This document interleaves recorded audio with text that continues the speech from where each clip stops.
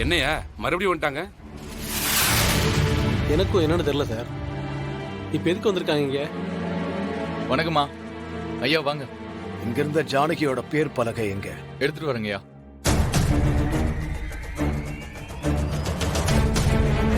வெளியில வண்டியில புது சேர் இருக்கு. ஆளுங்களை கூட்டிட்டு போய் அதை தூக்கிட்டு வந்து இங்க போடுங்க. சரிங்கய்யா.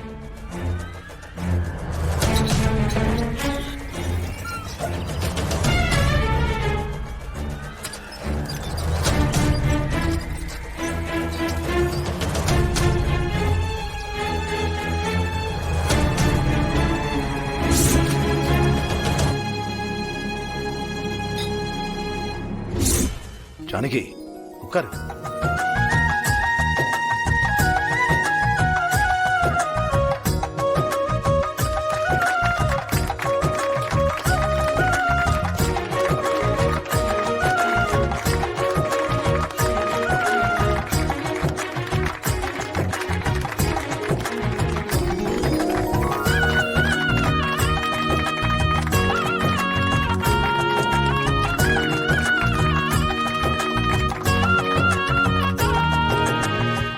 என்ன நடக்குதுன்னு சிலருக்கு புரியாம இருக்கலாம், இல்ல புரிஞ்சும் புரியாத மாதிரி இருக்கலாம்.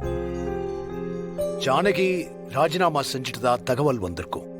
அதனாலதான் இங்க இருக்கிற பேர் பலகையும் சேரையும் தூக்கி போட்டுட்டீங்க. நான் உங்க எல்லாருக்கும் ஒண்ணு சொல்லிக்கிறேன். ஜானகி இந்த பதவியை ராஜினாமா பண்ணல. இனி எந்த ஒரு சூழ்நிலையிலையும் அவங்க பதவிக்காலம் முடிகிற வரைக்கும் ராஜினாமா பண்ண மாட்டாங்க. ஜானகிதா இந்த ஊரோட நகரமன்ற தலைவி. முன்ன விட இன்னும் வீரியமா இந்த பதவியில இருந்து அவ வேலை பாப்பா. ஜானகி, எந்த ஒரு கஷ்டமான காலம் வந்தாலும் என்கிட்ட கலந்து பேசு. இனி எப்பவும் நான் உனக்கு பக்கபலமா இருப்பேன். துணிச்சலா முடிவுகளை எடுத்து இந்த ஊருக்கு நல்லது பண்ணணும். பண்ணுவதானே? பண்ணுவேங்க. சரி, உன்னோட வேலைகள் நடக்கட்டும். சார் வாங்கம்மா. என்ன திடீர்னு வந்திருக்கீங்க? முக்கியமான விஷயமா? எங்க பெரியம்மா தலைவி பதவியை ராஜினாமா பண்றேன்னு சொல்லி ராஜினாமா கடிதம் கொடுத்தாங்களாமே. ஆமாமா, கொடுத்துருக்காங்க தான். அத கலெக்டர் பாத்துட்டாரா என்ன? இன்னும் பார்க்கலாமா. அவரு மினிஸ்டர் கூட வெளியே போயிருக்காருமா. நல்ல வேலை. எதுக்குமா கேட்டீங்க?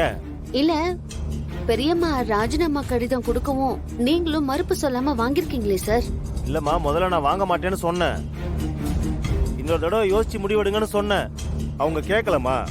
பிடிவாதமா கலெக்டர் ஐயா கிட்ட கொடுத்துருங்கன்னு கொடுத்துட்டு போயிட்டாங்க. சார், அந்த லெட்டர் நான் பார்க்கலாமா? கவர் ஒட்டி இருக்குமா? பரவாயில்ல சார், சும்மா பார்த்துட்டு தரேன். இந்தாங்க.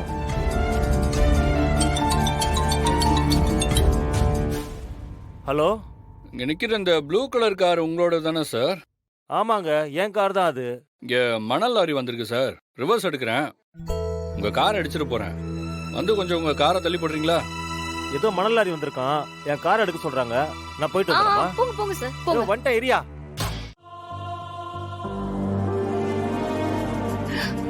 ஆனா இன்னைக்கு நான் ராஜினாமா கடிதம் கொடுத்துட்டேன்னு தெரிஞ்ச உடனே அவ்வளவு கோவத்தோட, அவ்வளவு அகங்காரத்தோட என் மேல கை ஓங்கிட்டாரு. அந்த அறை என் கன்னத்துல விழுந்திருந்தா என் கண்ணும் பழுத்திருக்கும். அப்ப அவரோட முகமும் செவந்திருந்த கண்ணையும் பார்த்திருக்கணுமே.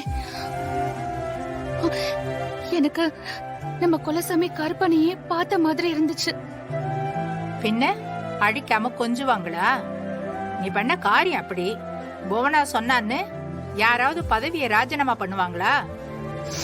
இல்ல அத்தை, புவனா சொன்னப்போ எனக்கு தெரியல. எப்படியாவது இந்த இக்கட்ல இருந்து அவரை காப்பாத்தணும்னு மட்டும்தான் நினைச்சேன். நல்லா நினைச்சப்போ. ஆனா அவரு மக்கள் கொடுத்த இந்த பதவிய அவங்க அனுமதி இல்லாம ராஜினாமா பண்றதுக்கு யாரு உனக்கு அதிகாரம் கொடுத்ததுன்னு சொன்னதுக்கு அப்புறம் தான் பதவியோட மதிப்பே எனக்கு என்னன்னு புரிஞ்சுது.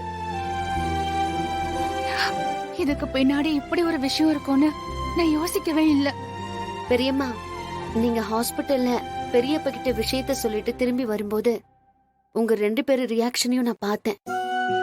உள்ள பெரியப்பா எந்த அளவுக்கு கோவப்பட்டிருப்பாருன்னு எனக்கு புரிஞ்சுது. அதுக்கப்புறம் கலெக்டர் வந்து நான் கொடுத்தது ராஜினாமா கடிதம் இல்ல, அது வாட்டர் டேங்க் கட்டுறதுக்கான அனுமதி கடிதம்னு சொன்னதும் அப்படியே என் நெஞ்சில பால வார்த்த மாதிரி இருந்துச்சு. தங்கச்சி விடுமா, தலைக்கு வந்தது தலைப்பாகையோட போச்சுன்னு சொல்ற மாதிரி நீ சொல்றத கேட்க எனக்கும் அப்படித்தான் தோணுதுமா.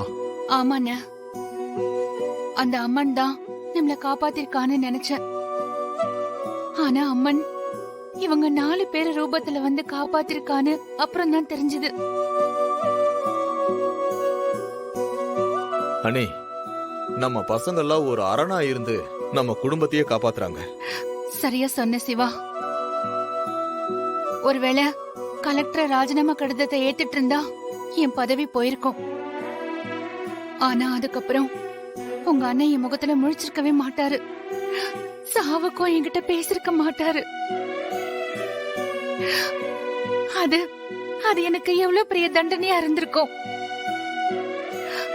அப்படி ஒரு பாவத்துல இருந்து நீங்க 4 பேரும் என்ன காப்பாத்திட்டீங்க.